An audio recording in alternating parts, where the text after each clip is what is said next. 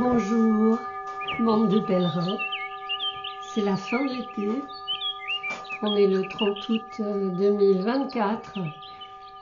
J'espère que votre été s'est bien passé. Alors, je vous avais dit que je continuerai pour mes coups de cœur. Donc, l'objet de cette vidéo aujourd'hui, c'est de vous lister en fait le programme que je me suis concocté pour peut-être les 6 mois à venir. Je n'en sais rien, je ne sais pas combien de temps ça prendra. Et puis à quel rythme je le ferai, mais je pense que peut-être ça peut vous intéresser. Ça concerne donc la présentation de tarot que j'ai déjà, mais dont je n'ai pas fait vraiment connaissance. Donc l'objectif c'est aussi d'aller jusqu'au bout et de ne pas être dans cette démarche de consommation, d'accumulation, mais d'apprécier aussi, voilà, ce que j'ai acquis et de le partager. Alors ça veut dire que parmi ces présentations, avec certaines des traductions que j'ai faites, eh bien, je demanderai à l'auteur si je peux les partager avec vous. Je sais déjà qu'il y en a certains qui seront OK. Il y en a d'autres, je ne sais pas. Alors, je commencerai en fait cette série de vidéos par ce tarot que j'ai kickstarté et qui a été distribué il y a peu. J'ai fait une photo montage sur Instagram, et puis j'ai bien sûr traduit le guidebook. Je vous en parlerai plus précisément. Ce qui m'a intéressé, c'était la démarche de la créatrice et puis la manière dont elle s'est servie des artistes qui l'ont inspirée, et notamment de Tamara de Lempicka. Pour moi c'est vraiment un tarot unique parce qu'il a un graphisme des années 20 à 30, des années folles, un graphisme art nouveau. Je trouve qu'il est vraiment très intéressant sur le plan graphique. Je dois dire que le guidebook ne m'a pas appris grand chose à part le processus créatif et ce qu'elle dit de la création avec l'IA. Je vais également partager avec vous l'ouverture de boîte de tarot et oracle de Ashley Cook. J'ai ouvert la boîte, mais j'ai pas regardé encore, j'ai très envie. Mais j'ai déjà en fait fait la traduction de l'oracle du temps long et puis du tarot des petits soleils. Ce qui va me permettre, je crois, d'apprécier encore davantage la découverte physique du tarot et de l'oracle. Et au passage, j'en profite pour vous dire que Ashley Cook, j'ai trouvé que c'était vraiment quelqu'un de très simple et d'abordable, et j'ai beaucoup aimé communiquer avec elle de manière très simple et très positive. Donc ça viendra très vite. En ce moment, je suis en train de traduire le fameux El Goliath. Je partagerai ce que j'ai découvert à travers cette traduction de ce deck qu'il faut vraiment découvrir avec la loupe parce que pour décrypter ce qui est écrit, c'est pas simple. Alors c'est joli, hein, ça rentre dans la boîte, mais au niveau de l'utilisation, c'est pas simple. Bon, voilà, c'est une anecdote, mais ça ne va pas simplifier la vie. Et vous dire aussi que, en fait, à travers la traduction de l'ensemble du deck que j'ai quasiment fini, j'ai découvert en fait que c'était pas un tarot si noir que je le pensais. Voilà, pas du tout même. J'aime bien le rapport que l'auteur a avec la nature. Je le trouve très prolixe. ses explications, me pencher davantage sur ses créations, sur ses cartes, sur le graphisme. J'ai trouvé ça aussi vraiment très très intéressant. Alors vous voyez qu'à travers mes explications, vous comprenez que j'ai pas ce rapport du tirage, ce rapport de la sorcière qui va, comment dire, utiliser son tarot dans la divination. Voilà, je vous ai déjà expliqué, pour moi c'était quelque chose de beaucoup plus vaste. Alors dans le courant de ce semestre, j'aurai aussi l'occasion de vous présenter les jeux que je possède de Jan Kamsté, au sujet duquel j'avais déjà fait une vidéo il y a quelques années de Rare Triomphe, que j'ai remaniée dernièrement parce que je la trouvais trop longue, avec des erreurs également. Donc si le cœur vous en dit, vous pouvez aller faire un tour sur YouTube. Donc j'avais également fait l'acquisition de Story from Saxo, puisque Jan Kamsté a également écrit des livres. C'est quelqu'un qui a une grande connaissance des cartes à jouer, qu'il réalise dans un format carte de poker et qui évoque plutôt la mythologie nordique. Et puis j'aurai sûrement l'occasion de revenir sur Mythologia Phoenica Tarot de Susanna Salo, dont j'ai la première édition, je crois, avec auto-édité, donc avec le bouquin. J'avais eu l'occasion dans les vidéos sur Baba Yaga de vous montrer quelques cartes du Mythologia Phoenica. Et puis j'avais également fait l'acquisition à ce moment-là de ce livre. Ce deck en fait, comme ce livre, parle en fait de la mythologie finlandaise. Et ce livre, en fait, développe des chants finlandais, des sortilèges.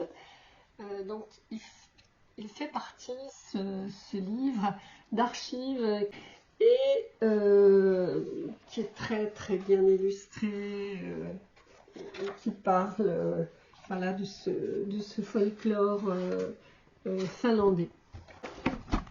Vous dire également que je vais reprendre la vidéo que j'avais tournée il y a longtemps sur ce deck qui revient maintenant je dirais dans l'actualité parce qu'elle a fait, je crois, une nouvelle édition de Naomi Kornock, Old Ways Magic Oracle. Moi je l'avais acheté il y a quelques années.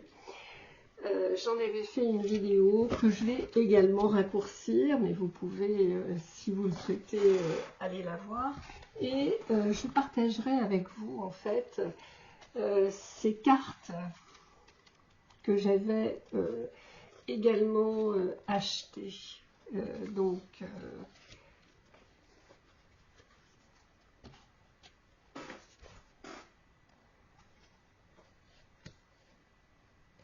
Avec le deck, et qui ne sont pas nécessairement dans le deck et qui sont vraiment magnifiques.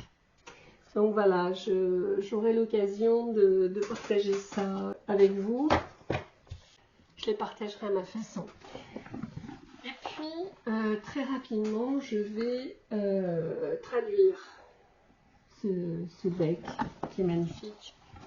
J'avais vu sur la chaîne de Claire Duval il y a longtemps.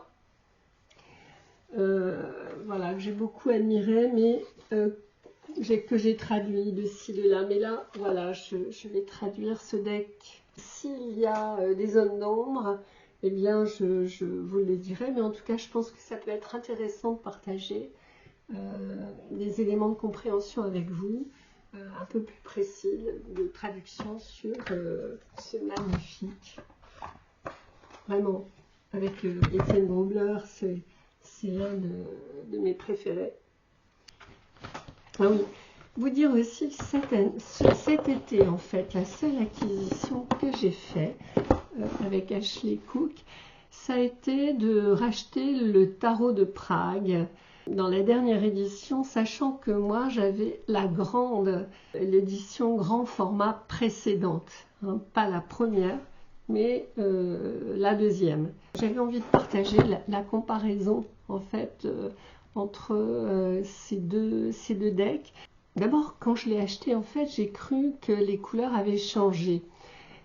Parce que j'avais regardé en fait une vidéo de présentation de cette nouvelle édition. Il m'avait semblé que les couleurs étaient différentes. Et c'est là où on voit vraiment que le logiciel qu'on utilise est très, très important et parfois peut être trompeur. Mais enfin, je ne le regrette pas parce que ça m'a permis de voir aussi la différence entre le grand format et puis le petit format. Et comme j'ai l'intention d'acheter le théâtre des chats, je ne sais plus exactement comment s'appelle le deck. Oui, donc bien sûr, je vous partagerai ma traduction du tarot de Prague. Enfin, dans ce qui m'est autorisé de partager, hein, bien sûr. Oui, ça, il faudra que je vous le partage aussi une fois. Voilà, c'est le tarot avec les chats. Hein. Mais c'est pas celui-là.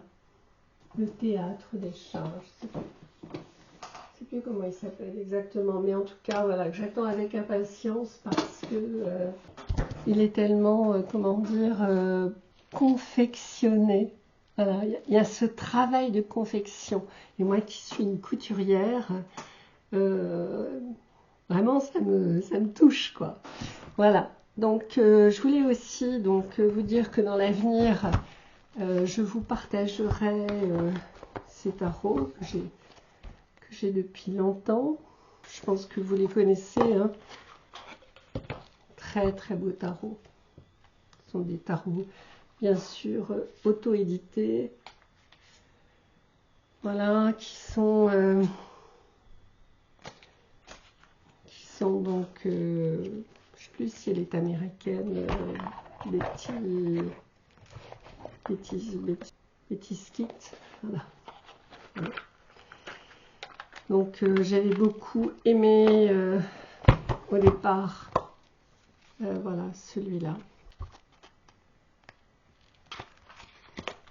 Magnifique. Et beaucoup, beaucoup, beaucoup. Maman ? Oui, je suis en train de faire ma vidéo, mais vas-y. Je couperai. Excuse-moi. Allez. Bon, Bisous, bisous. Bon, ça, c'était mon fils qui venait me dire bonjour. Alors, donc, et puis, en fin d'année, quel que soit l'ordre dans lequel je présente tout ça, en fin d'année, avant la sortie prévue normalement de Marie-Madeleine, d'Étienne Grobler, je vous présenterai ce deck que j'avais acheté l'an dernier aux environs de Noël, que je pensais en fait vous présenter à cette époque-là, puis bon, je n'en ai pas eu le temps. Et en fait, c'est un travail sur la divination par les amulettes.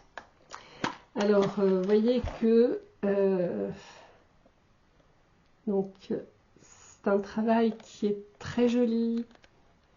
Donc, il y a à la fois des petites statues. Alors, moi, j'ai mis un petit Edelweiss dedans. Vous voyez comme c'est très très bien. Des médailles qui ont été bénies, des statues.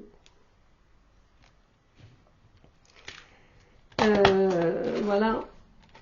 Il y a également des petites amulettes donc, qui ont été bénies.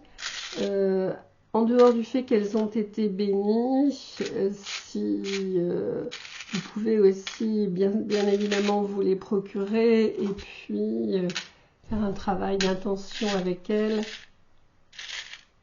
qui fera que voilà, elles auront la même valeur pour vous.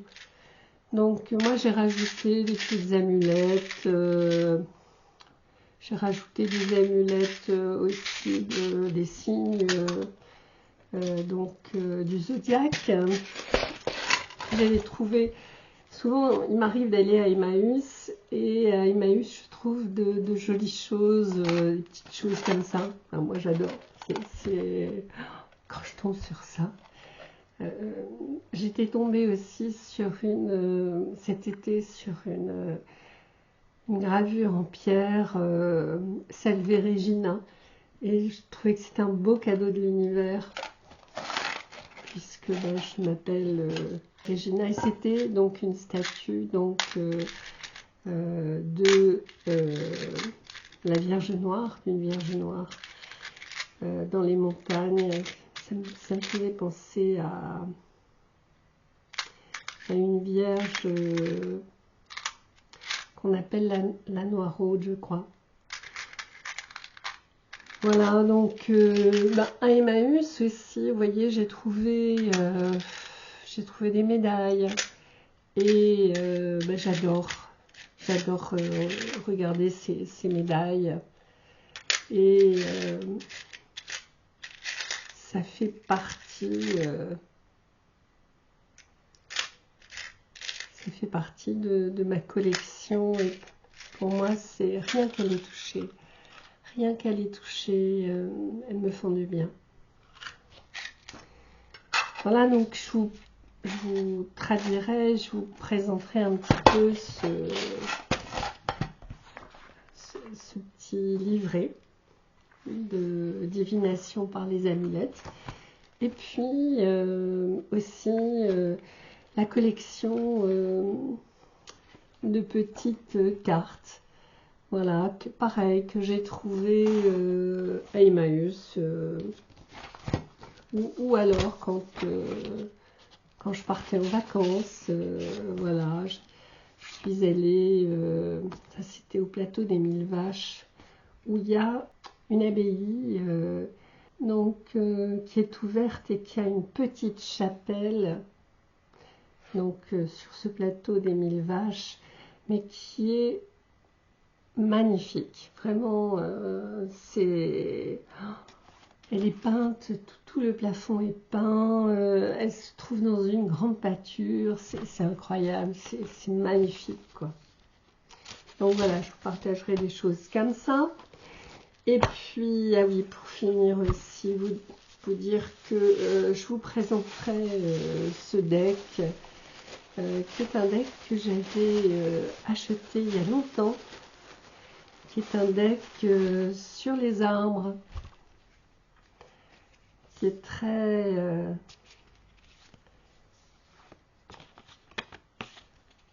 voilà, qui est un travail photographique en fait, de dédoublement, travail sur la symétrie, avec la nature, avec les arbres, et qui est très joli. Et puis, j'ai entrepris il y a quelque temps, et puis j'ai arrêté parce que c'est quand même assez ardu, mais très intéressant, la traduction sur le tarot de Holy Light. Voilà un petit peu ce que j'avais envie de vous dire. Puis sinon, la dernière fois, j'ai peint, elle n'est pas encore finie, mais j'ai peint cet avion. Au départ, en fait, c'était une photographie voilà, que j'avais vue sur cet avion. Et en fait, ça m'a fait penser à Saint-Exupéry, que j'adore, bien sûr, avec le Petit Prince, comme des millions de gens. Ça fait partie de la mythologie de mon enfance et de mon adolescence. Et donc, en fait, j'ai rajouté son nom et puis j'ai peint ici le petit renard. Voilà. À bientôt. Dites-moi si ça vous intéresse, s'il y a des choses que vous voulez voir plus vite que d'autres. Au revoir.